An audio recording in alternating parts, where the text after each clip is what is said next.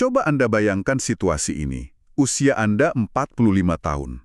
Oke. Seumur hidup, rasanya Anda selalu dipandang sebelah mata, baik oleh ibu Anda sendiri maupun oleh suami Anda.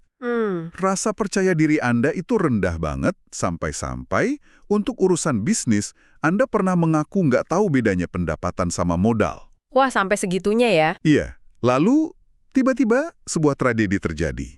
Suami Anda meninggal, dan Anda, tanpa pengalaman formal sedikit pun, diharapkan untuk mengambil alih salah satu perusahaan media terbesar di Amerika. Dan ini bukan skenario film loh. Ini adalah titik awal yang nyata dari kisah Katharine Graham. Betul. Pada suatu sore di musim panas tahun 1963, ia secara tak terduga jadi orang yang bertanggung jawab atas The Washington Post Company. Sebuah posisi yang dia nggak pernah mau, dan kayaknya nggak ada yang nyangka dia bakal pegang posisi itu. Sama sekali. Dan dalam pembahasan kita kali ini, kita akan coba bedah sumber-sumber yang Anda berikan untuk mengerti transformasi yang luar biasa ini. Iya. Pertanyaan besarnya kan, gimana seorang wanita yang merasa seperti warga negara kelas 2 di rumahnya sendiri bisa bangkit jadi salah satu pemimpin paling berpengaruh di abad ke-20? Kisah Graham ini adalah contoh klasik dari apa yang sering disebut para peneliti sebagai late bloomer. Mekar terlambat. Betul, seseorang yang potensi penuhnya baru mekar jauh lebih lambat dari perkiraan. Nah, yang paling menarik dari sumber-sumber Anda adalah gimana masa lalunya, yang sekilas tampak penuh kelemahan. Penuh keraguan? Justru itu yang jadi fondasi kekuatannya. Kita akan lihat gimana periode panjang yang kita sebut fase eksplorasi, di mana dia cuma mengamati, belajar secara informal, dan nahan tekanan pribadi yang luar biasa, secara tak terduga mempersiapkannya. Mempersiapkan untuk fase eksploitasi, di mana dia akhirnya bisa menyalurkan semua bakat terpendamnya. Persis. Konsep fase eksplorasi ini menarik banget. Rasanya ini jadi kunci untuk memahami paradoks besar di awal kehidupannya kan? Tepat. Sumber-sumber yang Anda berikan itu melukiskan gambaran yang sangat kontras tentang masa kecilnya. Sangat kontras. Di satu sisi, dia tumbuh di rumah yang besar dan megah, sering dikunjungi tokoh-tokoh hebat kayak Albert Einstein atau H.G. Wells. Tapi di sisi lain, dia dibesarkan dengan sangat ketat dan sederhana. Paradoks banget kan? Banget. Dan kontras itu juga datang dari kedua orang tuanya. Ayahnya, Eugene Meyer, yang beli The Washington Post waktu lelang kebangkrutan, justru melihat dan menumbuhkan bakatnya. Oh, jadi ayahnya suportif ya? Sangat. Ada cerita menarik di mana Eugene ini mendorong anak-anaknya buat debat soal isu-isu terkini di meja makan. Dia mau anak-anaknya punya opini. Keren. Tapi ibunya, Agnes, justru sebaliknya. Dia digambarkan sebagai sosok yang sering meremehkan dan mengintimidasi Katharine. Loh, kok bisa beda begitu? Tekanan dari ibunya itu kuat banget sampai Kay, panggilannya, merasa udah kelelahan baca semua buku wajib sebelum masuk kuliah, yang akhirnya malah bikin dia minder di kelas. Wah, jadi sejak awal sudah ada dua kekuatan yang tarik-menarik dalam dirinya ya? Betul, dorongan intelektual dari ayahnya dan tekanan psikologis dari ibunya. Tapi sepertinya, pendidikannya juga punya peran penting yang membentuknya secara diam-diam. Pendidikan Montessori, misalnya, menanamkan prinsip belajar sambil melakukan. Nah, itu dia. Prinsip ini di kemudian hari dia samakan dengan pengalamannya saat harus terjun langsung memimpin pos tanpa bekal apa-apa. Belajar sambil jalan ya? Dan ada satu lagi titik pembentukan karakter yang penting, waktu kuliah di University of Chicago. Di sana, dia ketemu para profesor yang dikenal suka mengintimidasi balik mahasiswanya. Maksudnya gimana tuh mengintimidasi balik? Jadi mereka menantang setiap argumen mahasiswanya. Di lingkungan itulah, seperti yang disebutkan salah satu sumber, kilatan baja di balik penampilan luarnya yang pemalu mulai terbentuk. Wow. Jadi wanita yang suatu hari nanti akan berhadapan dengan Presiden Richard Nixon itu sedang ditempa di ruang kuliah tanpa dia sadari. Tepat sekali. Lalu masuklah Philip Graham ke dalam hidupnya. Semua sumber menggambarkannya sebagai sosok yang luar biasa, cemerlang, berkilau. Iya, jurnalis David Halberstam bahkan bilang nggak ada seorang pun di Washington yang bisa menandinginya. Dia itu bintangnya. Mereka menikah, dan awalnya Phil ngeri dengan gagasan Kai cuma jadi ibu rumah tangga.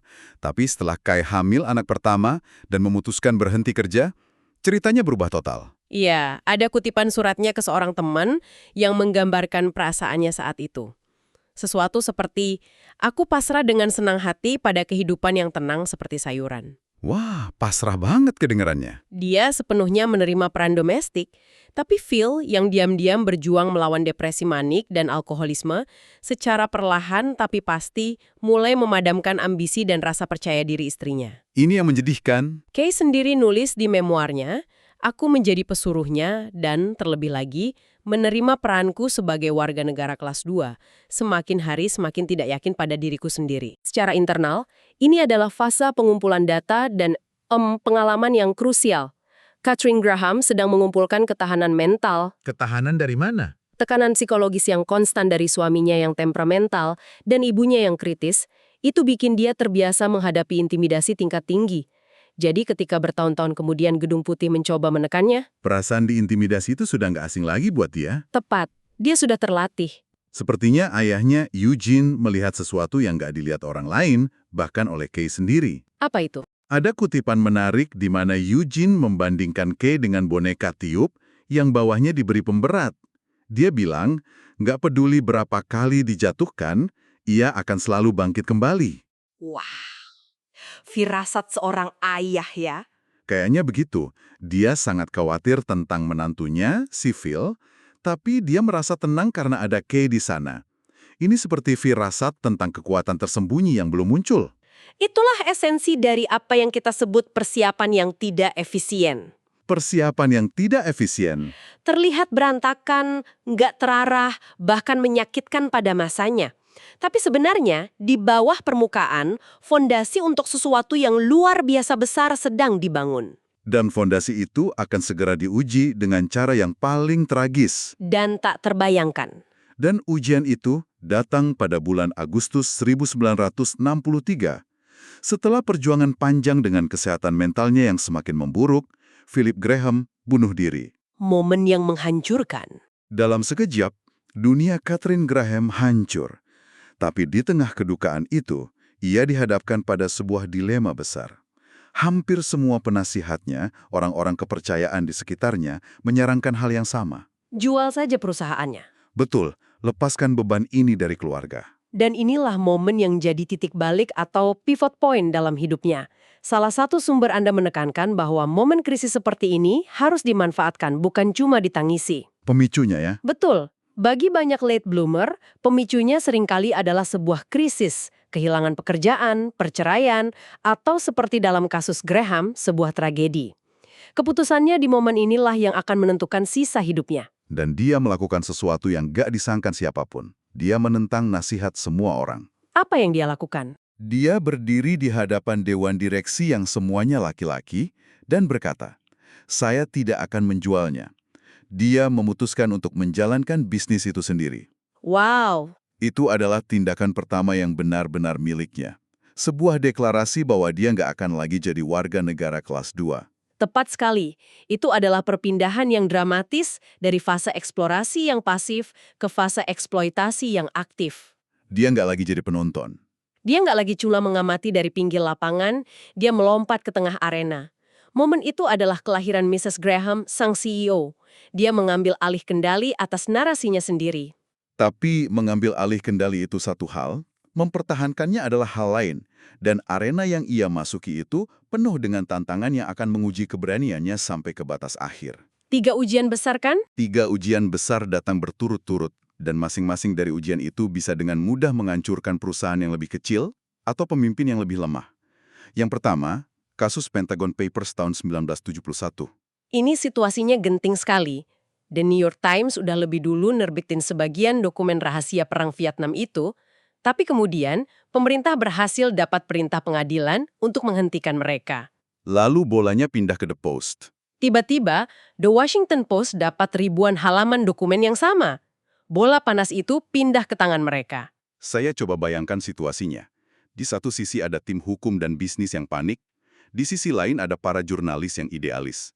Sumbernya menjelaskan gimana dia menengahi konflik internal yang panas itu. Ya, tekanannya datang dari semua arah. Para pengacara perusahaan kasih peringatan keras. Jangan terbitkan, ini bisa dianggap tindak pidana. Wah, risiko penjara? Betul, para eksekutif bisnisnya juga ragu. Jangan terburu-buru, perusahaan kita baru saja go public, ini bisa menghancurkan nilai saham kita. Jadi semua penasehat ahlinya bilang berhenti. Semua. Tapi para editor dan reporternya pasti mendorong sebaliknya. Tentu, editor legendaris Ben Bradley itu. Tentu saja, Ben Bradley pada dasarnya mempertaruhkan jabatannya. Di tengah semua tekanan itu, Kay Graham harus membuat keputusan. Dan apa yang dia putuskan? Ada kutipan hebat dari dirinya tentang momen itu. Dia bilang, para pengacara bilang jangan, para pebisnis bilang jangan. Keputusan saya benar-benar harus bersifat instingtif. Dan insting saya berkata, ayo kita terbitkan. Dan kami melakukannya. Luar biasa. Dia mempercayai naluri jurnalistiknya di atas semua nasihat bisnis dan hukum. Sebuah pertaruhan yang luar biasa. Dan ternyata terbayar. Mahkamah Agung akhirnya memenangkan The Times dan The Post, mengukuhkan kebebasan pers. Tapi ujian berikutnya datang lebih keras lagi dan lebih personal, skandal Watergate. Nah, ini dia. Di sini, tekanannya bukan lagi sekedar risiko hukum, tapi serangan langsung dari orang paling berkuasa di dunia, Presiden Amerika Serikat. Benar. Pemerintahan Nixon nggak cuma mengancam, mereka secara aktif mencoba menghancurkan perusahaannya dari sisi bisnis. Ancaman yang paling mengerikan. Adalah upaya untuk mencabut lisensi siaran stasiun-stasiun televisi milik Washington Post Company. Saat itu, stasiun TV adalah mesin uang perusahaan. Sumber keuntungan utama yang mensubsidi surat kabar. Betul, kehilangan lisensi itu bukan sekedar kerugian, itu bisa berarti kebangkrutan. Jadi ini bukan lagi soal prinsip jurnalisme, tapi soal kelangsungan hidup perusahaan. Tepat. Itu adalah cara Gedung Putih untuk bilang, hentikan laporan tentang Watergate ini, atau kami akan menghancurkan bisnismu sampai ke akar-akarnya. Dan tekanan itu berlangsung berbulan-bulan. Tapi sekali lagi, Katharine Graham berdiri teguh. Dia terus mendukung dua reporternya yang saat itu masih muda, Bob Woodward dan Carl Bernstein. Bahkan ketika seluruh mesin pemerintahan AS berusaha mendiskreditkan mereka. Disinilah persiapan yang tidak efisien itu benar-benar terlihat hasilnya ya. Kelihatan banget. Kemampuannya menahan tekanan yang sudah diasah selama bertahun-tahun dalam kehidupan pribadinya menjadi aset profesional terbesarnya. Dia nggak goyah. Persis. Tekanan dari Richard Nixon, meskipun skalanya nasional, mungkin terasa sangat familiar setelah bertahun-tahun menghadapi volatilitas emosional suaminya. Dia sudah akrab dengan perasaan terpojok dan diintimidasi. Kemampuannya untuk tetap tenang di bawah tempaan api adalah sesuatu yang nggak bisa diajarkan di sekolah bisnis manapun. Itu ditempa dari pengalaman hidupnya. Jika Pentagon Papers dan Watergate menunjukkan keberanian jurnalistik dan ketahanan politiknya, ujian besar ketiga menunjukkan sisi yang sama sekali berbeda, ketangguhan bisnisnya. Pemogokan Serikat Pekerja tahun 1975. Betul. Dan ini bukan pemogokan biasa loh. Ini adalah konfrontasi yang brutal dan penuh kekerasan. Para pekerja merusak mesin-mesin cetak yang vital. Sampai ada yang dipukuli juga kan? Seorang mandor uang cetak yang menolak ikut mogok dipukuli dengan sangat parah. Ini bukan sekedar perselisihan kerja, ini adalah perang terbuka di dalam perusahaannya sendiri. Dan serangannya menjadi sangat personal. Ada satu detail yang mengerikan dari sumber Anda. Plakat itu ya? Iya. Salah satu pengunjuk rasa membawa plakat yang bertuliskan Phil menembak Graham yang salah. Itu serangan yang luar biasa kejam dan personal. Sulit dibayangkan gimana seseorang bisa tetap fokus pada strategi bisnis saat diserang dengan cara seperti itu. Mereka nggak cuma menyerang kebijakannya. Mereka menyerang tragedi pribadinya, statusnya sebagai seorang janda, dan identitasnya sebagai perempuan. Tapi dia tidak mundur. Pertarungan ini pada dasarnya adalah tentang modernisasi, tentang pengenalan teknologi komputer ke dalam proses percetakan, sesuatu yang ditentang keras oleh serikat pekerja. Karena mengancam pekerjaan mereka. Betul. Dia tahu ini adalah pertarungan untuk masa depan surat kabar. Dia menawarkan kenaikan gaji, tapi dia menolak mentah-mentah untuk mempekerjakan kembali siapapun yang terlibat dalam perusahaan properti. Dia benar-benar menarik garis batas. Dan dia menang. Dan dia menang. Dia berhasil menjalankan percetakan dengan staf non-serikat dan mematahkan pemogokan itu. Kemenangan itu pada akhirnya memulihkan profitabilitas The Post dan mengukuhkannya sebagai seorang pebisnis yang tangguh. Bukan hanya seorang pewaris yang beruntung. Tepat. 3 krisis besar, 3 kemenangan yang menentukan. Pentagon Papers membuktikan keberanian jurnalistiknya. Watergate membuktikan ketahanan politiknya. Dan pemogokan Serikat Pekerja membuktikan ketangguhan bisnisnya. Sungguh sebuah perjalanan. Dari seorang wanita yang begitu meragukan dirinya sendiri, sampai nggak tahu bedanya pendapatan dan modal. Iya, menjadi kekuatan yang membantu menjatuhkan seorang presiden dan mengubah wajah jurnalisme Amerika selamanya. Luar biasa. Dan yang menarik, potensi itu sepertinya selalu ada di sana, cuma tersembunyi. Oh ya, Ada sebuah surat dari putrinya, Lali, yang ditulis sebelum ayahnya meninggal dan sebelum ibunya mengambil alih perusahaan. apa isi suratnya? Dalam surat itu, putrinya menulis bahwa Catherine Graham memiliki penilaian yang baik, kemampuan hebat untuk bergaul dengan orang-orang, mendapatkan rasa hormat mereka, dan melihat kekuatan serta kelemahan mereka. Wow, jadi putrinya sendiri sudah melihat kualitas kepemimpinan itu jauh sebelum dunia melihatnya. Sudah. Dia menjadi CEO yang tidak pernah dibayangkan oleh siapapun, bahkan mungkin oleh dirinya sendiri. Sebuah transformasi yang luar biasa. Kisah Graham ini mengajarkan kita bahwa jalur menuju kesuksesan, atau bahkan penemuan diri, nggak selalu lurus dan terlihat jelas. Iya, Kemampuan dan kekuatan sejati seringkali tersembunyi di tempat yang nggak terduga, ditempa oleh pengalaman-pengalaman yang pada masanya kita anggap sebagai masa-masa sulit. gak relevan atau bahkan kegagalan. Betul. Ini menunjukkan bahwa potensi sejati seseorang seringkali hanya menunggu momen yang tepat atau krisis yang tepat untuk dipaksa muncul ke permukaan. Dan itu membawa kita ke sebuah pemikiran akhir untuk Anda. Sumber yang Anda berikan menyebutkan bahwa bahkan sebelum ia menjadi CEO, putrinya sudah melihat kualitas kepemimpinan dalam dirinya. Ini memunculkan sebuah pertanyaan untuk direnungkan. Seberapa sering kita meremehkan kemampuan baik pada diri sendiri maupun orang lain, hanya karena kemampuan itu belum pernah diuji dalam konteks yang tepat? Pertanyaan yang bagus sekali. Kesempatan atau bahkan krisis apa yang mungkin sedang menunggu untuk menyingkap kekuatan tersembunyi di dalam diri Anda?